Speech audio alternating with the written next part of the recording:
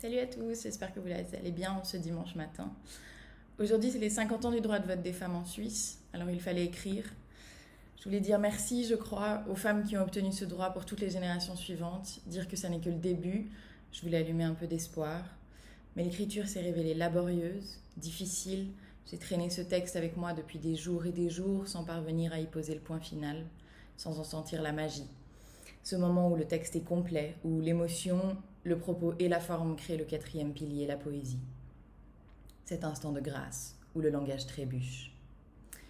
Là, non. Pour une des premières fois de ma vie, les mots se sont cristallisés, raidis. C'est que rien ne va, ou pas grand-chose. Ça fait près d'une année que j'erre seule dans les 2 pièces de mon appartement. Ça fait près d'une année que rien ne se passe dans ma vie. Elle s'est comme repliée, recroquevillée dans son trou. Dehors, les tragédies se sont empilées, jusqu'à en perdre le compte, jusqu'à la nausée. La solidarité des débuts s'est lentement érodée, la peur, elle, est restée. Et la peur ne motive rien, si ce n'est le repli. Le roulage en boule et on attend, la vie en pause. Mais il fallait écrire. Il fallait écrire parce que dans ce monde étrange où les pensées se polarisent, où les inégalités se creusent, nous avons besoin de langage, d'avoir une voix. Et nous, les femmes, citoyens de seconde zone, cette voix, d'autres femmes se sont battues pour nous la donner. Alors mot à mot, de manière infiniment laborieuse, dans ce temps de grisaille et d'isolement, j'ai tissé ce poème à la traîne pour les femmes d'hier auxquelles nous devons tant, pour les femmes de demain auxquelles nous devons plus encore. Dédier un poème aux femmes, c'est déjà poser la question évidente et pourtant si compliquée. Ça veut dire quoi, être une femme ? Je n'ai pas de bonne réponse. Lier les femmes entre elles par leurs obligations, les traits de caractère qu'on leur prête, la fameuse maternité tant attendue ou encore tristement par les droits qu'elles n'ont pas et les discriminations à leur encontre, c'est faire un portrait en creux. Raconter les femmes par leur paysage en échouant à les voir elles dedans. Qu'est-ce qui lie les femmes au travers de leur fabuleuse diversité, tant dans leur caractère que leur culture, leur genre assigné à la naissance, que leur parcours ou encore leurs aspirations ? Pas grand-chose. Je tenterai néanmoins cette réponse. Être une femme, c'est être l'héritière d'une flamme existentielle, passée de génération en génération jusqu'à soi. Il n'en faut pas moins que cette pulsion de vie qui brûle dans nos veines pour survivre à une histoire séculaire d'oppression sans renoncer à la générosité et à l'espoir, sans baisser les bras. L'histoire des femmes n'est pas une histoire de victimes, c'est une histoire de battantes. L'oppression ne les définit pas, c'est l'ingéniosité, la solidarité, la variété, le courage et la persévérance avec laquelle elles y font face qui les lient dans cette identité commune de femmes. Aussi loin que remontent les mémoires, les femmes ont œuvré au développement de la société tout en luttant pour leur survie, leur intégrité physique, leur autodétermination, pour que leurs droits de citoyennes s'alignent sur leurs devoirs.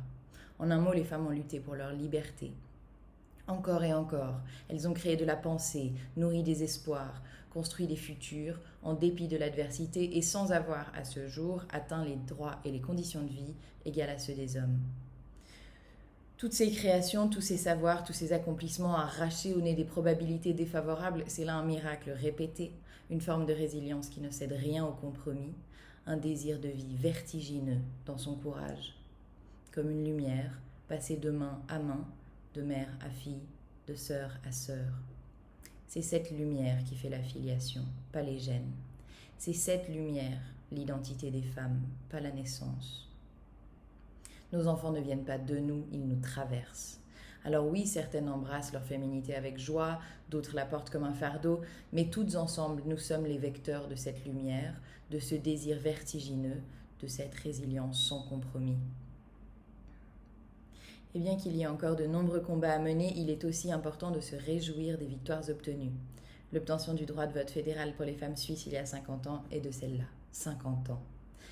Il y a 50 ans, c'est la sortie du tube Imagine de John Lennon, la naissance de Mariah Carey, le procès de Charles Manson, la création de Greenpeace, le combat du siècle de Mohamed Ali, la mission Apollo 14 sur la Lune et les manifestations géantes contre la guerre du Vietnam à Washington. Apollo 14, c'est la 3e mission à se poser sur la Lune. 3 fois, l'humanité aura foulé le sol lunaire avant que les femmes suisses puissent voter. 50 ans. En acquérant le droit de vote, les Suissesses ont aussi acquis leur éligibilité. Elles sont 9 depuis 50 ans à avoir occupé les fonctions de conseillère fédérale, dont 3 en poste à l'heure actuelle. 50 ans, un battement de cils à l'échelle de l'histoire. Je pense à celles qui ont obtenu cette victoire-là, si proches encore. La sensation de leurs mains qui nous ont portés jusqu'au bout des doigts, jusqu'à bout de force, est encore présente sur nos peaux. Vous nous avez donné les chances que vous n'avez jamais eues. Vous avez donné corps au mot héroïsme et, une fois n'est pas coutume, raison à l'espoir. Merci. Les bourgeons d'un jour sont les racines de demain. Il nous appartient à nous maintenant de déterminer quelles racines nous serons. Célébrer le passé en cultivant le futur. Essayer d'écrire au présent les histoires que nous avons désespérément besoin d'entendre. Simplement peut-être continuer à rêver, imaginer, poursuivre une certaine idée d'un monde plus juste. La justice, c'est s'assurer qu'être poli ne veut pas dire être silencieuse. Et quand la pénombre semble nous engloutir, quand nos yeux ne distinguent plus l'horizon, alors, en tâtonnant, se laisser guider par cette lumière des femmes.